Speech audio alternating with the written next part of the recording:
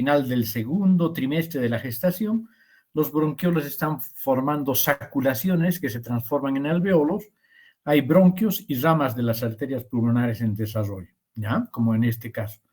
Y en el tercer trimestre hay un desarrollo progresivo de los alveolos. Ya se reconoce, aunque todavía, puesto que no ha respirado, los sacos alveolares y los alveolos todavía no están abiertos, como en el adulto o en el postnatal respiratorio. ¿Sí? Pues, algunas consideraciones antes de empezar con las principales alteraciones congénitas del árbol respiratorio, sobre todo de los pulmones. ¿Sí? Constituyen un amplio espectro de patologías, pero todas son infrecuentes, ¿ya? En su presentación. De evolución natural no del todo determinada, no existen criterios para predecirlos, aunque muchas de ellas pueden desaparecer, sobre todo durante la vida fetal. La mayoría son benignas y de bajo riesgo. Sin embargo, la posibilidad de complicaciones graves, como infecciones o el riesgo de malignización, hacen recomendable su extirpación en la mayoría de los casos. Entonces, cuando se detectan, dependiendo de la edad del paciente, del individuo, si realmente estas se consideran que son de un tamaño y una característica arquitectural suficientemente importante, entonces, a pesar de ser benignos, es mejor extirparlos, ¿no?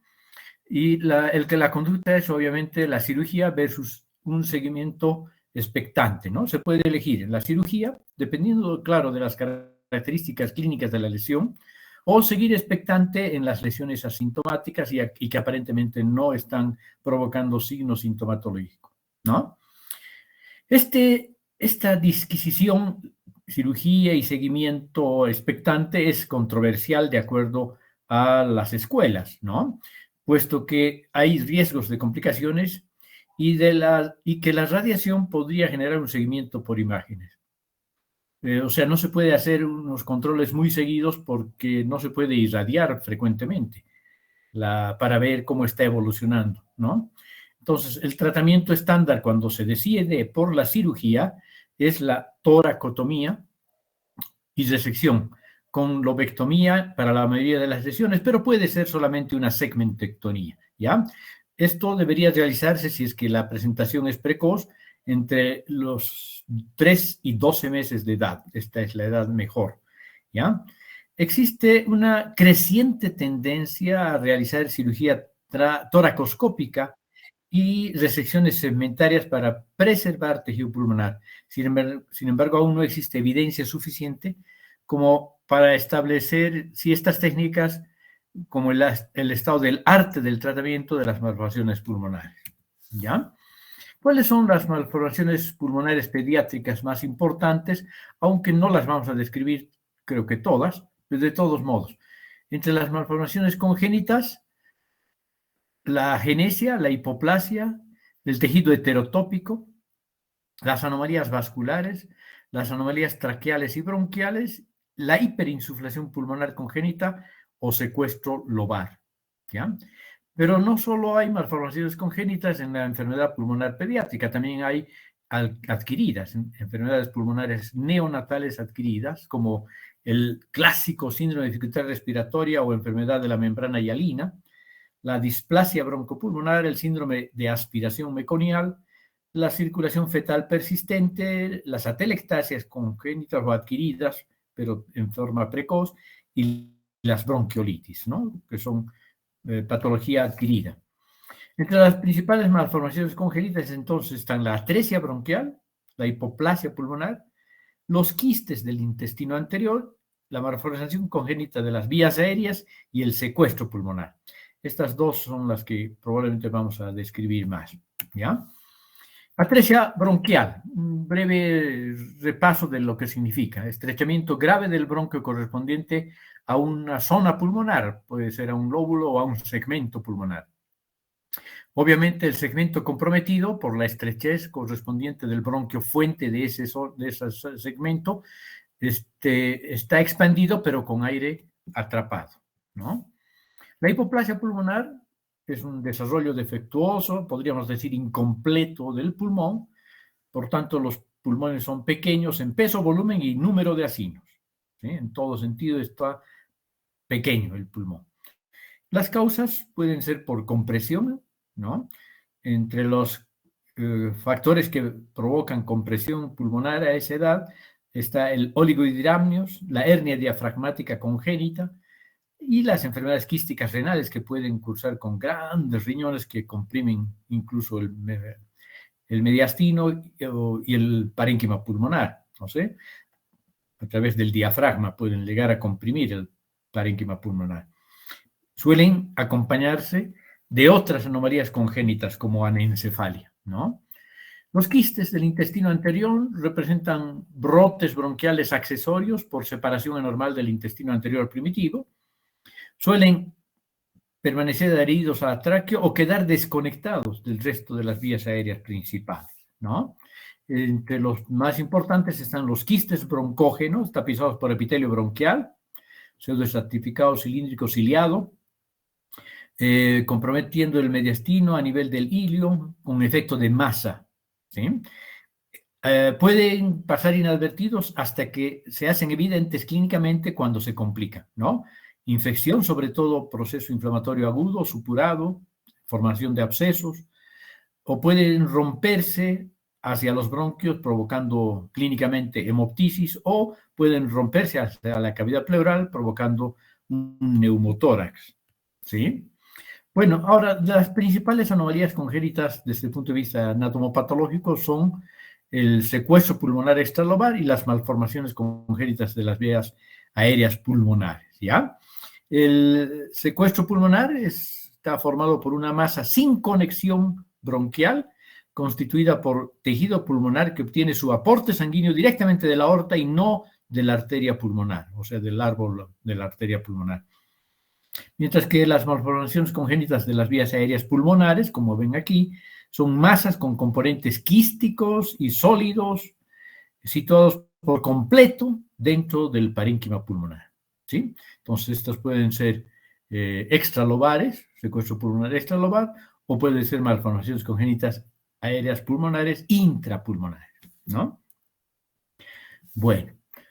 En este esquema se ve bastante bonito esto, ¿no? Miren aquí la malformación congénita de las vías aéreas pulmonares y el secuestro por fuera del pulmón. Malformación congénita de las vías aéreas pulmonares. Defecto del desarrollo, deficiencia del cartílago, del tejido elástico y del músculo bronquial, o sea, se considera más que una neoplasia, una amartoma, ¿no? Una malformación amartomatosa. Hay tres variedades, el neumatocele, el pulmón espongiforme, y la más frecuente, que es la malformación adenoide quística. Vamos a ver estructuras bronquiolares, alveolares y ductales anómalas, es decir, arquitecturalmente mal formadas, dispuestas anárquicamente. En el 90% de los casos, estas malformaciones congénitas de las vías aéreas pulmonares se limitan a un lóbulo, pero pueden en un pequeño porcentaje, 10%, bilobulares, ¿sí? Sabíamos, hay que repetir esto, masa con componentes quísticos y sólidos, situados por completo dentro del parénquima pulmonar. Y aquí vemos eso, justamente, ¿no?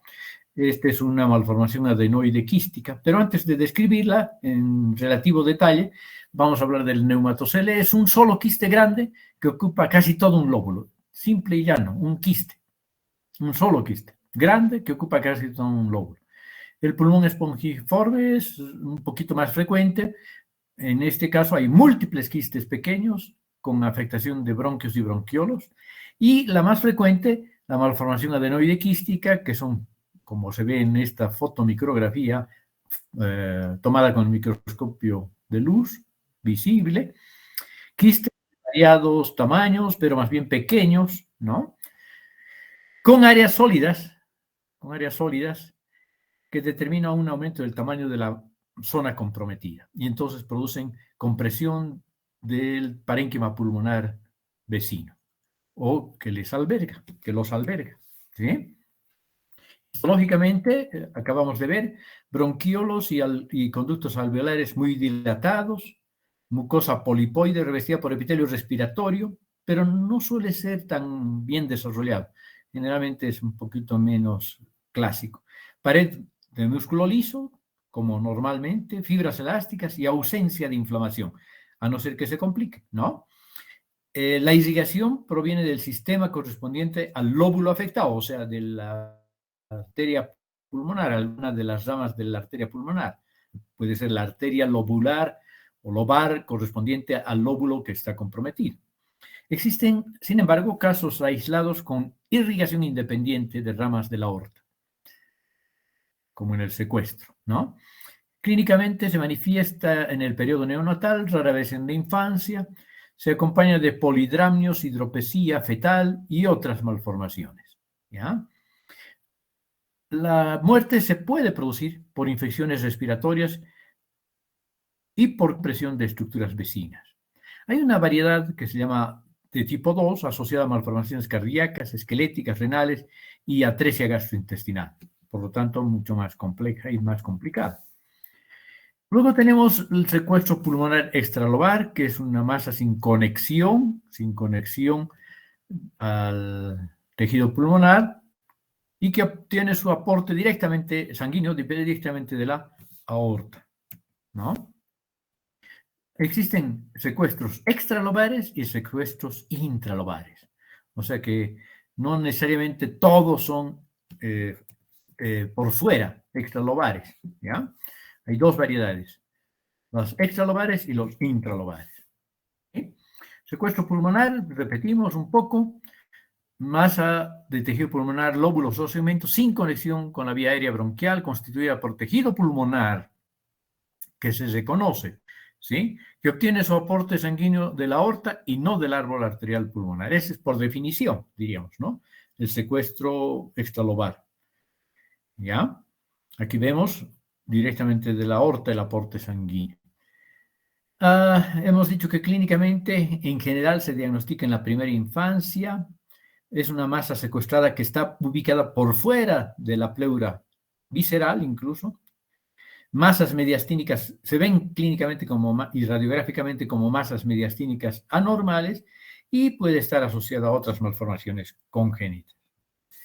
Los secuestros intralobares, esto sí podemos verlos incluso en adultos. De hecho, la semana pasada he visto uno que se ha complicado con un proceso inflamatorio y por eso lo han tenido que detectar histológicamente. Apenas se reconoce el secuestro intralobar porque predomina la infección secundaria, ¿no? Entonces, ¿en qué consiste el secuestro intralobar? Que puede presentarse incluso en adultos, ¿no? Y niños mayores, una masa secuestrada dentro de la cubierta preoral, o sea, es intrapulmonar. Con frecuencia son lesiones adquiridas asociadas a infecciones intercurrentes, no necesariamente congénitas, ¿ya? Aquí se ve la característica clásica, ¿no? El tejido pulmonar reconocible, en general vamos a ver tejido muscular liso, epitelio respiratorio, cavidades quísticas de diferente diámetro, en fin, hay proliferación vascular y un tejido de sostén que alberga vasos linfáticos, capilares y venas y todos los vasos sanguíneos. Eventualmente podemos ver otros componentes del tejido pulmonar. Bueno, hasta ahí serían las enfermedades pulmonares congénitas más importantes.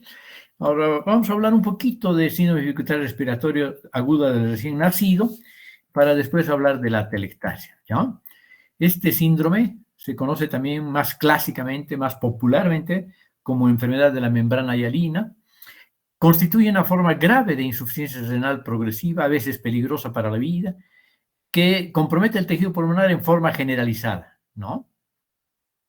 Se debe a una deficiencia de surfactante que sobreviene por inmadurez generalmente y cursa con un colapso pulmonar. Las consecuencias: hipoxia, lesión de las células de revestimiento endotelial y alveolar y exudación de fibrina, que es el que ayuda a formar las famosas membranas hialinas, ¿ya? Los factores de riesgo más importantes son la prematuridad, con una tasa de mortalidad significativamente importante, madre diabética, aspiración neonatal meconial, ¿no? Embarazos múltiples,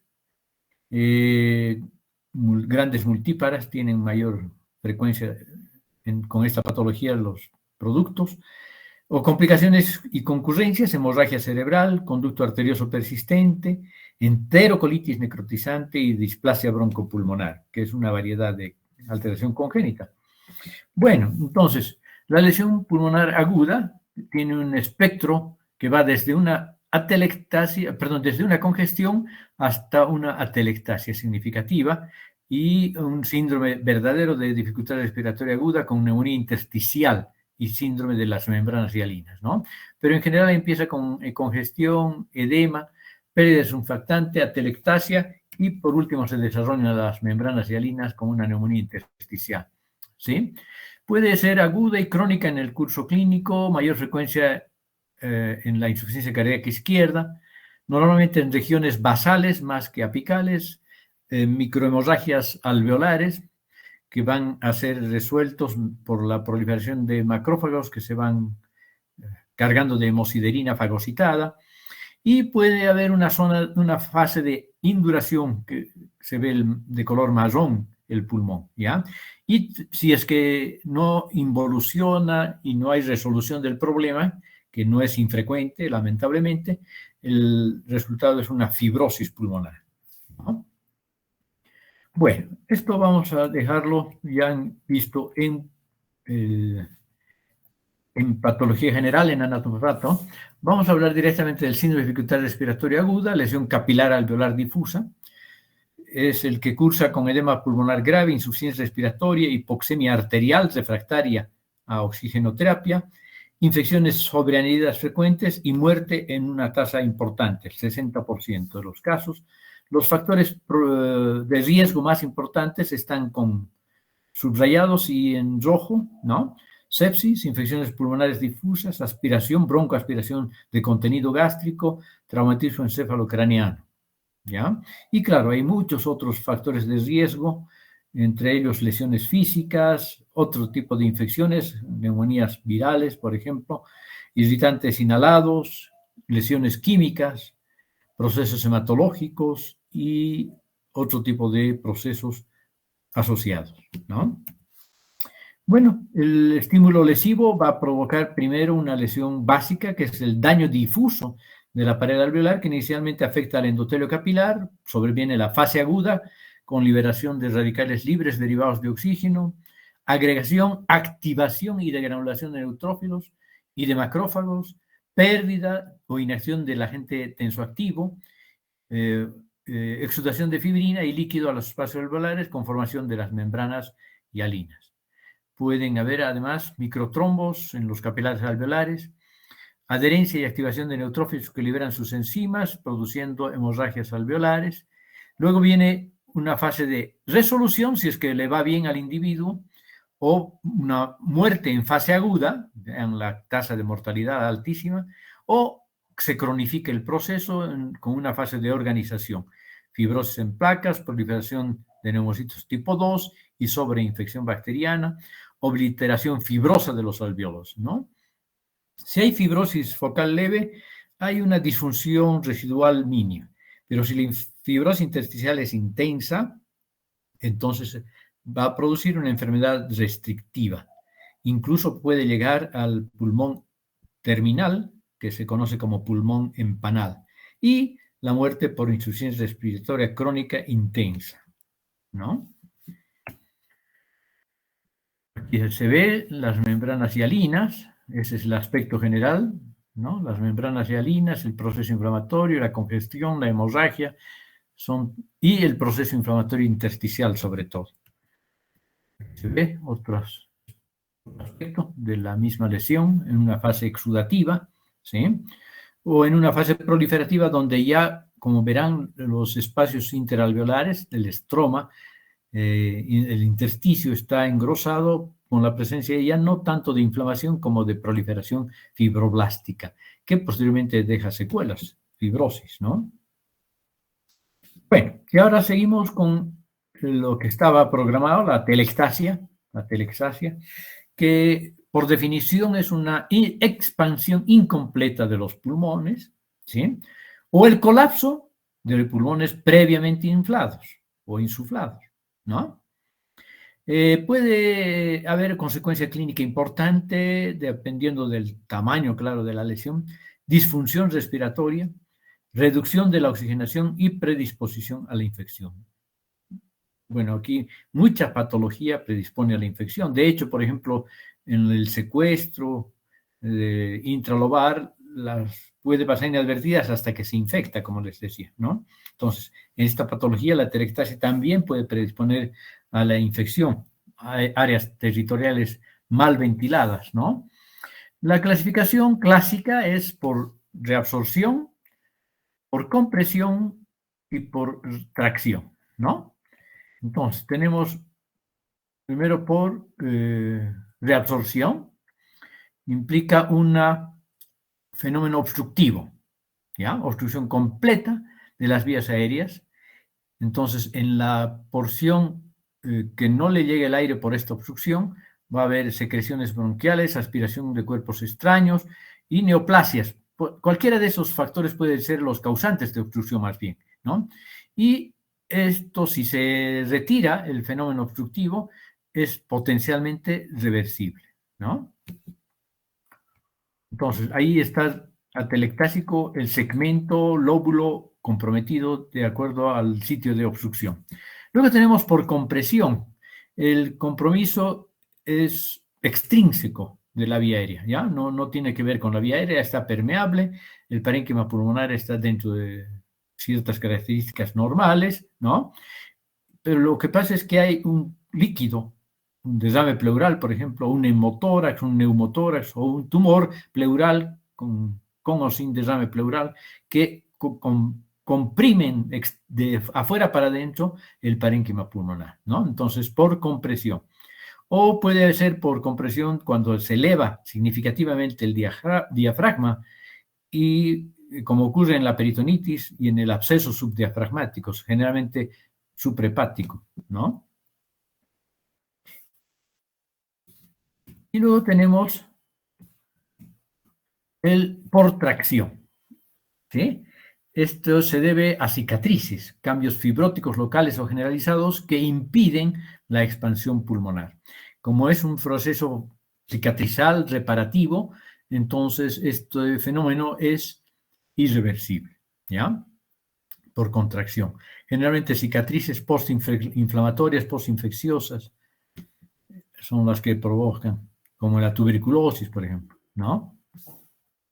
Tenemos una atelectasia aguda, vean ustedes, aquí se reconoce un poquito del parénquima, pero aquí ya prácticamente han sido colapsados todos los espacios aéreos, hay congestión vascular, lo mismo aquí, aquí.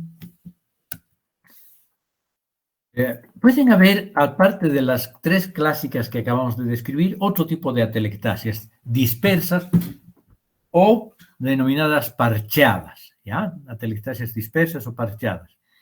Se desarrollan cuando existe una pérdida del agente tensoactivo pulmonar, como el síndrome de dificultad respiratoria del recién nacido, ¿no? Entonces, microatelectasias, pequeños foquitos de colapso pulmonar. O también atelectasias subpleurales, ¿no? Que forman bulas subpleurales y que pueden comprometer entonces al romperse la pleura, ¿no? Bueno, eso sería por el momento estos temas que nos tocaban exponer hoy día, ¿ya?